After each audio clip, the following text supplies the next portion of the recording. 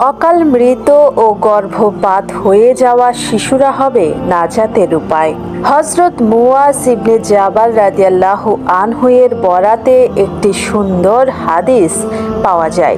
নবী করিম সাল্লাল্লাহু আলাইহি সাল্লাম বলেছেন, সেই সত্তার শপথ যার হাতে আমার প্রাণ, গর্ভপাত হওয়া সন্তানের মা তাতে সোয়াব আশা করলে ওই সন্তান নিজের নাভিরজ্জু দিয়ে টেনে তাকে জান্নাতে নিয়ে যাবে।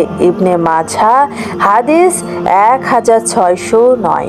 প্রাপ্ত বয়স্ক হওয়ার আগেই যারা মারা গেছে, অর্থাৎ যারা অকাল মৃত, শেষ বিচারের দিন বাবা মায়ের সুপারিশের জন্য সেসব শিশুরাও থাকবে।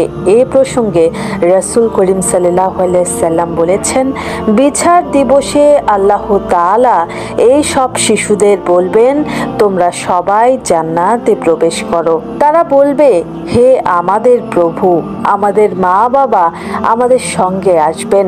তখন মহান আল্লাহ তাআলা বলবেন, এইসব শিশুরা কেন দ্বিধাগ্রস্ত, কেন তারা জান্নাতে যেতে দ্বিধা করছে? তখন এই সব শিশুরা তাদের মা বাবাকেও তাদের সঙ্গে জান্নাতে নিয়ে যাওয়ার জন্য আবদার করবে।